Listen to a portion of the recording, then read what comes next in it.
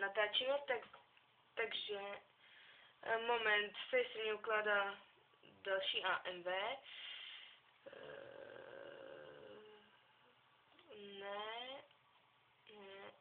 Dobrý, takže omlouvám se, pardon, jsem zblblá. Mně nejel zvuk, už jsem natáčela jedno video, tak jsem to smazala, takže 8:40 minut v prdeli úplně. Takže když bych brmula, nebo něco furt dokola opakovala, nebo tak ráč, už jsem celkem z toho unavená.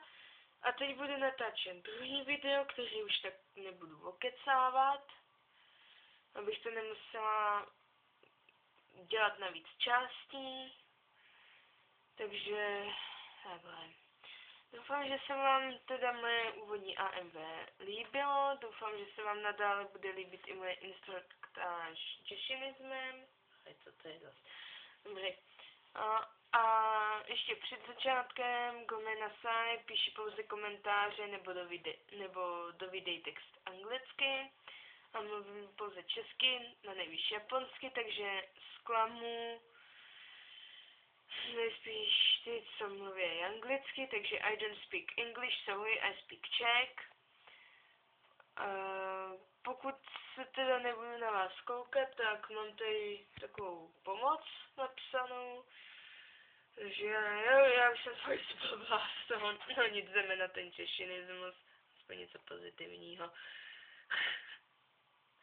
Tak teď si pustíme teda do češinismu, je to oblíbená výhra hlavně u hidanofilů či narutofilů, u animefilů určitě ne, protože jsou zde i fanoušci anime, kteří nedokoukali Naruto Shippudenu, znají to, ano, ale pouze Uzumakiho, nebo skončili dokonce i u chuninských zkoušek, což mě teda překvapuje. Dále češinismus je teda sekta buddhismu. Češiny japonské staré slova znamená v překladu něco jako falešný všemohoucí. Ta druhá verze slova je zakázána, tak ta všemohoucí. Je to nepřesně přeloženo, ve skutečnosti to má znamenat poselství spásy. A Jeshin, nevím, jak se to čte, prostě Češin s 2 to znamená v překladu ďábel. Dalo by se říct, že ne, fakt, pardon, já nemůžu. Jashin je, řekla bych, že je Shinigami, což je v překladu anděl smrti. Z mého pohledu rozhoduje o životě a smrti, ale nezabíjí takhle bezdůvodně. Já nevím, že byste šli po ulici a najednou by vás klepla pepka, to fakt ne. Má to sice dost složitý pravidla, ale jde o soužití s Jeshinem, když v něj věříte nebo chcete začít věřit. Vlastně cílem Jeshinismu je za oběti Jeshinovi získat jeho náklonnost a potom vám daruje nesmrtelnost, ještě se k nesmrtelnosti dostaneme k mému vlastnímu pohledu na Jeshinismus, takže mě neutíkejte. Jeshinisti, neutíkejte mě od počítači dělat oběti, jasný. Ješinista jako takový, rozdělila jsem si to na více podtémat, takže začnu. Ješinista je velmi vázaný ke své víře, což můžu potvrdit sama. No, prostě dalo by se říct fanatik, jako Hidan, ale... No to žádný ale není, prostě kdo zná Hidana z Naruta, tak si dokáže udělat představu o tom, jak to asi vypadá u mě. Je jen jeden znamení Ješinista, jak jsem říkala, Hidan. Pardon. Tak, dobrý. Jsem měla nějaký boždou foku. Pokud si dokážeme představit koloběh života Ješinistů, tak si můžeme udělat i vizi o jejich způsobu života. A vlastně smysl života obětovat co nejvíc obětí Jeshinovi. Ale tohle jsem si tam neuváděla. Prakticky už to bylo řečeno takhle. Co bych ještě dala pod tohle, pod téma jsou 3 stupně Jeshinismu. Přiznávám se, že ze začátku se mi to zdá úplně jako krávovina, pitomost, já nevím co všecko. Ale souvisí to dost s tou bolestí a tak. No, k bolesti se taky ještě dostaneme. Většinou jsou děšinisti, co jsem teda našla v komentářích, tak jsou prvního stupně, což nás sere, protože já už jsem třetí stupeň. Takhle. Pomoct jim odšprtnout se, když je někdo moc dlouho na tom prvním stupni, tak to je hodně špatný. To je hodně špatný. Aspoň ten druhý stupeň by byl potřeba, bych řekla. Takhle, řekla bych já, že by byl potřeba pro uspokojení děšina. Takhle. První stupeň děšinismu, nevypisovala jsem teda všechny stupně, všechny ty pravidla stupňů, protože vlastně hodně těch pravidel souvisí s přikázáními, ke kterým se taky dostaneme. Takže bych se akorát zbytečně furt opakovala. Takže první stupeň milovat děšina a s ním spojenou bolest. Místo zakázaného slova používat jméno všemohoucího.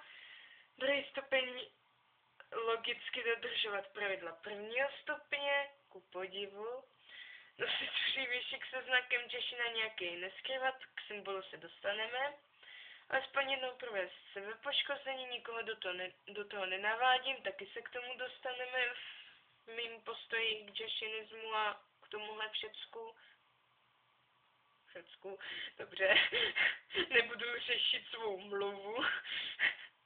Uznávat a tolerovat hydana, neboť on je děšinovým oblíbencem a tudíž tím zkušenějším kolegou. Děšinista, který neuznává hydana, tak si ho poddám a udělám z něho oběť děšinovi. Takže jako děšinista, který neuznává hydana, to je hodně slabý. To je fakt šíleně, jako prostě, to ani snad nejde. Mi točí i uši nastražené k vyznavačům druhého stupně děši někdy promluví, tak tohle vám okomentuju, pač to v postoji nemám. Takže věřila bych, že jo, mně se to teda nikdy popravdě nestalo, ale řekla bych, že ano, že je to možné. Takhle, neberte to prostě jako, že bych si o tom člověku myslela, že je třeba schizofrenik nebo tak. Ale vlastně, že schizofrenie, že vidí a slyší to, co člověk nemá, no. Ale jako samozřejmě je to psychologie, takže je to ještě mnohem složitější, jo. Ale takhle, řekla bych, že je to možný. Tečka. Třetí stupeň dodržovat logicky ku podivu, pravidla prvního a druhého stupně. Aspoň jednou se vědomě pořádit, abyste mohli ochutnat vlastní krve, to už tady bylo, sebepoškozování. Bolest, když netrpíte protěžné, ale mu s potěšením na oltář přinášíte taky mé nejoblíbenější přikázání, tuším, že 12. Bolesti se nebát, naopak jí milovat. Jsem úchyl, já vím. Alespoň 20 lidí o vás ví, jakou víru vyznáváte. Takhle, u mě to ví 100% 20 lidí, to je 100%. Ale jako musí mít člověk nahoj k tomu, aby se odhodlal prostě přiznat se ke své víře. Což prostě v děšinismu musíte, páč by vás děšin zavrhnul. Teda ti, co jste děšinisti, samozřejmě. Nikdy neděláte řezano jméno děšina, nebo alespoň jeho znak, to si myslím, to si myslím, tak ignorujte ty záda, takhle, myslím si, že to stačí jednou, že prostě, ano, jednou jsem to udělala, ale nejsem takhle. Nechci nadávat těm, co se sebepoškozují, že jsou psychopati, to ne. Prostě vím, ty emoce jsou úplně v háji, všecko a člověk už nemá jinou možnost, dobře. Nebo je to taky z důvodu víry, taky. No, a takhle. Udělala bych to jednou a konec. Jako já osobně. Jednou a konec prostě. Takže takhle jsem to udělala popravdě. Posloucháte Joshinovy příkazy a vážíte si z toho, že s vámi promluvá, k tomu jsem se už doufám jasně vyjádřila. Jednoho člověka k této víře uvést tím, že se to teda podařilo, ale doufám, že tak nějak Joshina nebude zajímat, jak to dopadlo. Pač to dopadlo blbě. Nevydržel u toho ten člověk. A prostě takhle, ptala jsem se, jestli to dodržuje a už od začátku ne, tak už jsem to takhle. Už jsem od začátku v tomhle zavrhla. Protože jako, myslím si, že by ho zavrhnul i Joshin.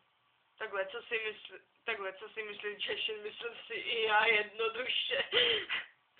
Když nevím, co si myslela jinak dobře.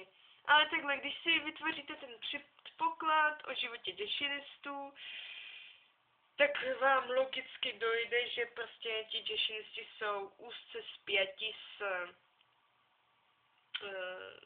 Joshinem, se svou vírou, tak prostě už asi zhruba můžou tušit,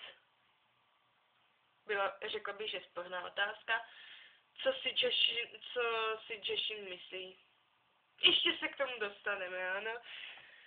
Přiznám, jo, jasný, tady symbol pro Joshina je, symbol pro Joshina je tenhle kruh s obráceným trojúhelníkem, doufám, že bude vidět, a plno lidí, jako fanarty, maluje Hidana, dobře. Jenomže ten znak malujou opačně, což správnýho Joshinistu to fakt extrém nasere. Že prostě ten trojúhelník znamená zvrácenost z pohledu dobra a zla. Prostě reverzní trojúhelník byl ve starověkém Egyptě symbolem zvrácenosti. No, pak pokračoval bych, že trojúhelník se dotýká každého vnitřního okraje kruhu. Egypt, jasný. Nejedná se o velikost symbolu, ale přesnost čar, teda řekla bych, že je to o hodně velký. Myslím si, že by to mohlo být i menší, ale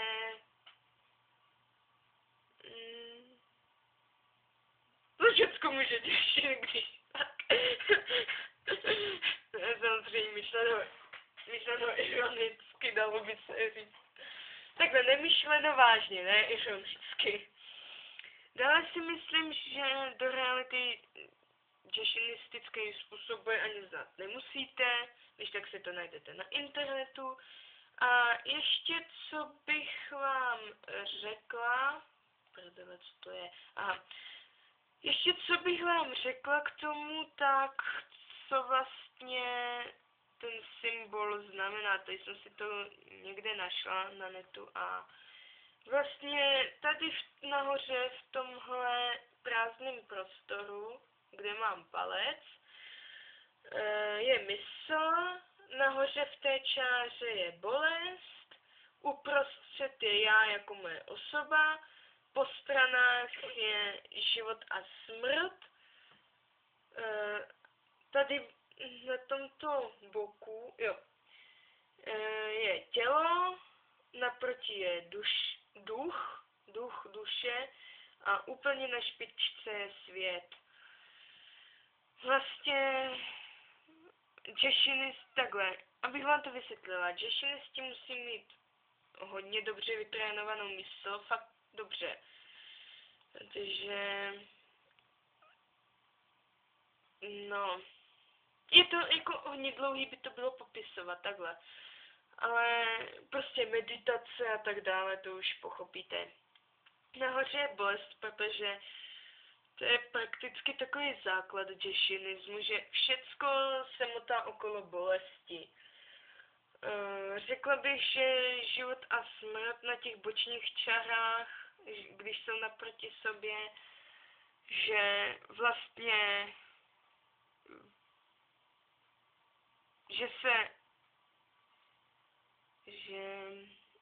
no prostě jsou to opaky, no.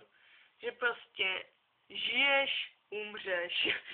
nevím, jak to popsat, a že mezi tím je jako moje osoba, že prostě se tak nachomítáme my mezi životem a smrtí, a to každý den, i když si to neuvědomujeme. V té prázdnotě duch a tělo prostě takhle. Máte duši, která je zasvěcena Jeshinovi, a prostě tělo je jenom taková skořápka té duše. Prostě až umřete, tak ta skořápka hrupne a duše se osvobodí. Takhle bych to řekla.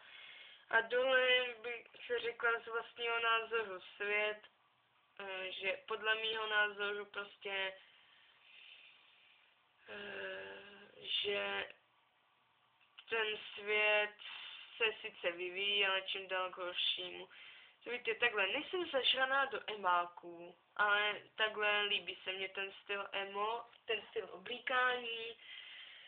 A pravdou je, že emáci se neřežou. Není to prostě jejich pravidlo, ani žádný pravidla nemají. Je to jenom skupina umělecky založených lidí, kteří mají stejný pesimistický názor na svět. Takhle prostě, kdo si myslí, že prostě emáci mají pravidla a že se musí řezat, tak tohle je u mě fakt giga idiot. Že prostě takhle to není.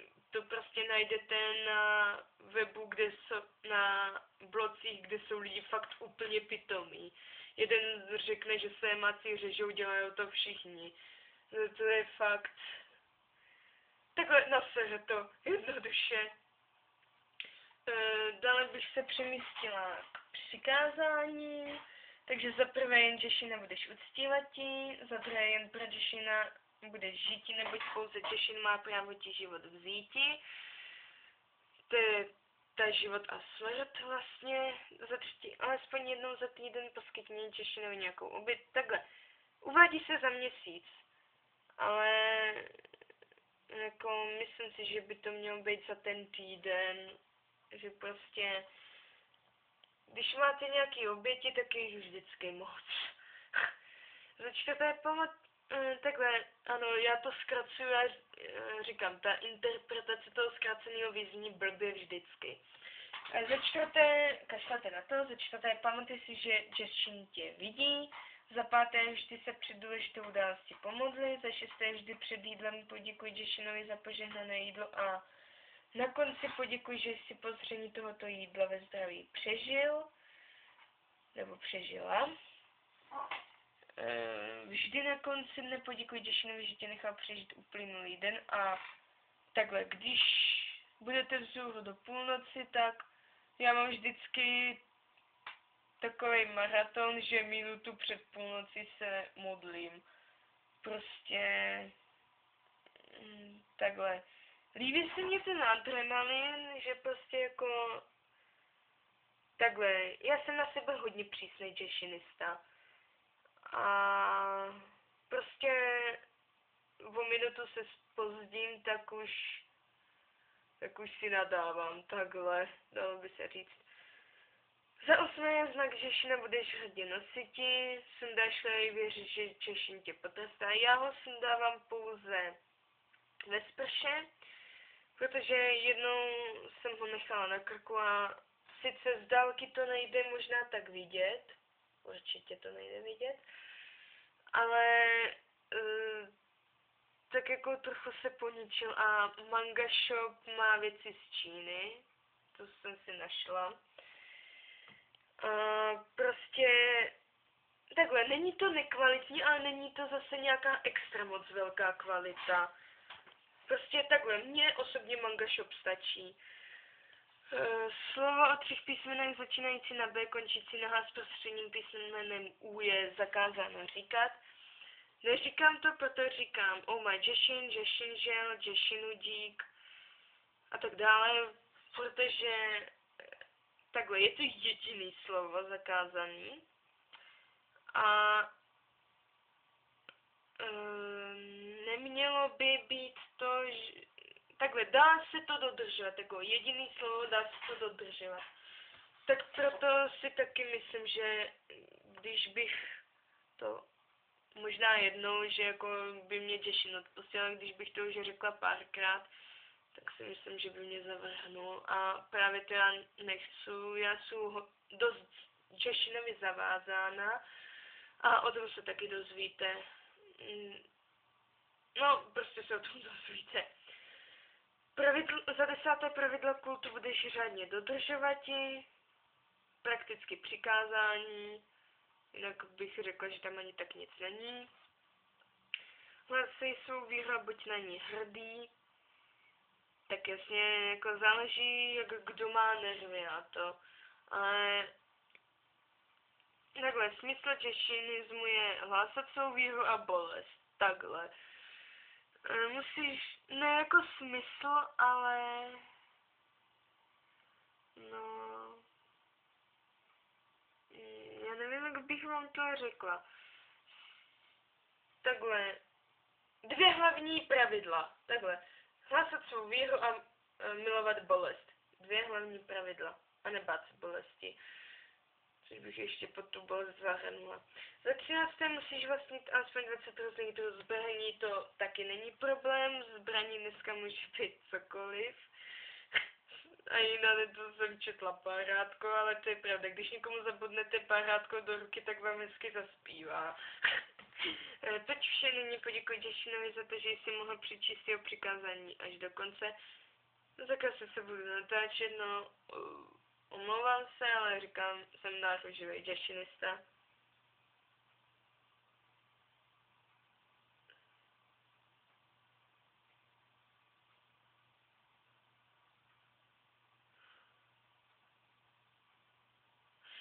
Dobré, díky za strpení.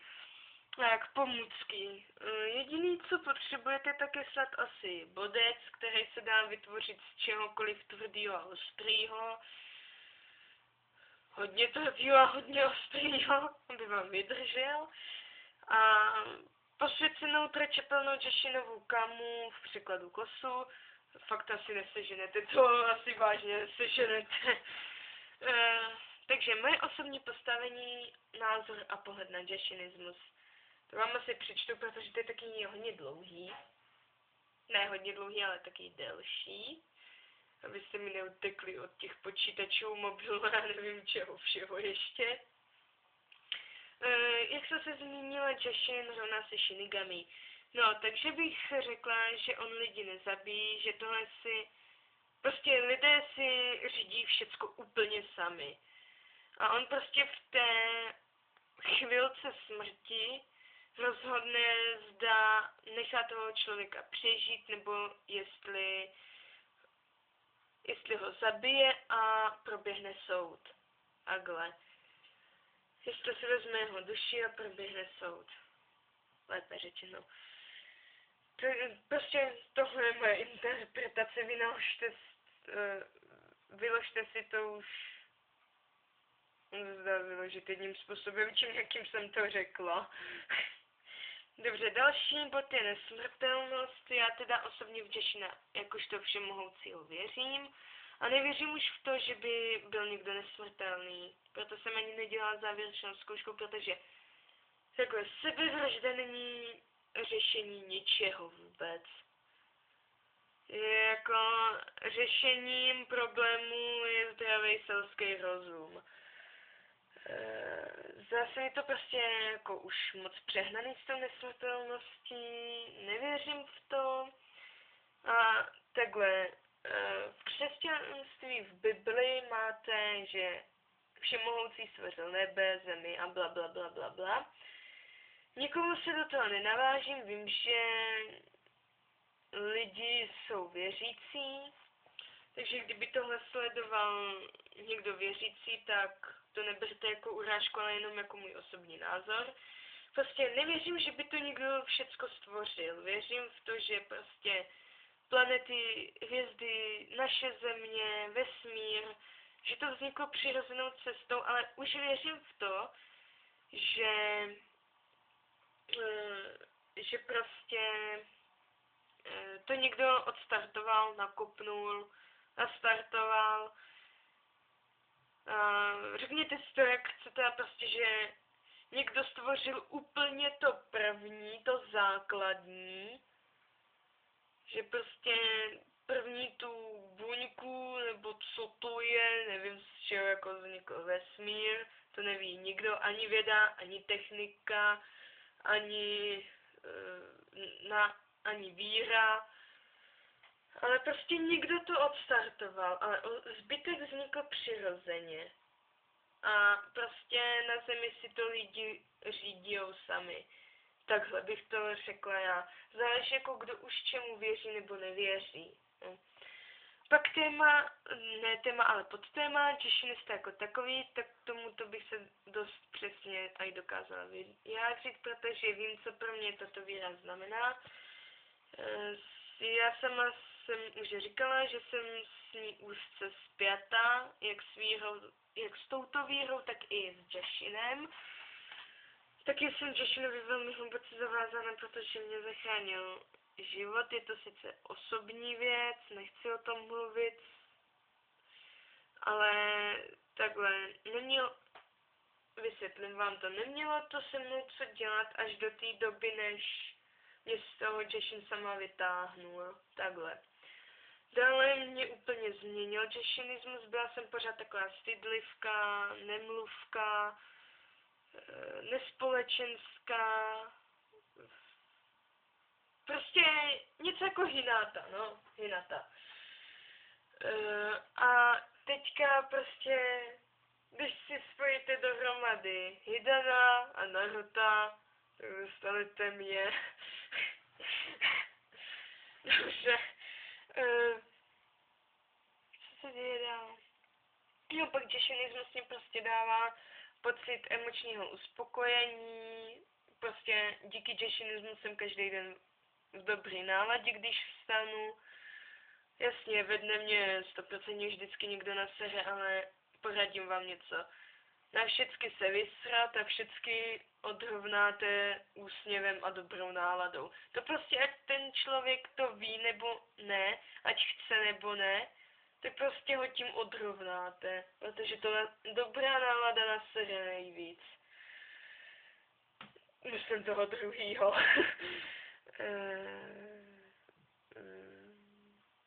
Takhle.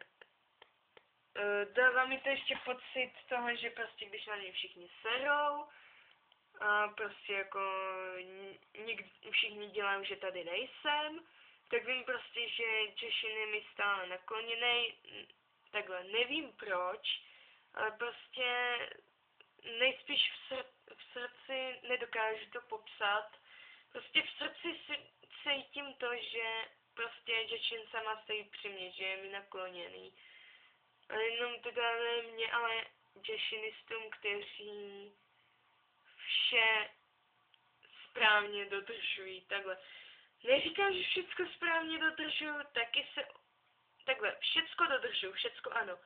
A někdy se taky najdou mouchy. Nic není dokonalý, vždycky má všecko chybu, nějakou, i sebe menší, jakoukoliv. 3 stupně Jashinismu, takže já bych se vyjádřila k tomu sebepoškozování, je to každýho věc, jestli začne nebo ne. Prostě do toho vám nebudu nikomu kecat. Ale mou povinností je vás akorát varovat, což udělám, že je to každýho problém, řešit to nebudu, jestli začne, nezačne, ale jestli jednou začnete a budete to dělat pravidelně, tak je hodně těžký přesat, když si uvědomíte prostě, že sebepoškozování, že hlouběji jste klesnout nemohli. Já vím, že třeba si teď řeknete, že kecám, jo, že prostě to dává ten pocit uspokojení, prostě emoční bolest převedete na fyzickou a tak. Tak ano, chvilku je to úžasný, ten nejúžasnější pocit na celém světě. Ale jednoho dne si fakt uvědomíte, že hlouběji jste klesnout nemohli. I prostě jako jednoho dne si to fakt uvědomíte. Takže a je s tím strašně až si to uvědomíte, tak je s tím fakt strašně těžký přestat. Šíleně. Takže být vám, bych si to fakt radši rozmyslela, jestli to riskovat nebo ne.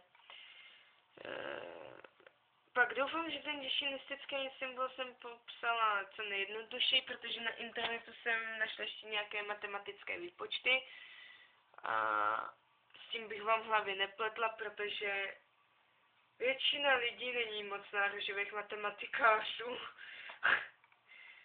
A myslím si, že našemu panu profesorovi z matematiky by se to líbilo. To je takový matematik. Takhle, měl jsem taky učitela na základce, který byl fanatik do matematiky, ale neuměl to prostě absolutně vysvětlovat. Prostě mě to nesedlo osobně. A teďka taky máme šílenýho fanatika do matematiky, ale vykládá to zajímavým způsobem, prostě dává do toho srdce. A to se mně líbí, protože je to, řekla bych, pro dost lidí dost hodně srozumitelný. No, z matematiky přijdeme zase k děšinismu. Přikázání si myslím, že jsou taky každému jasný a pomůcky akorát ten bodec, který slouží k rituálům. Jinak nic. Dobře.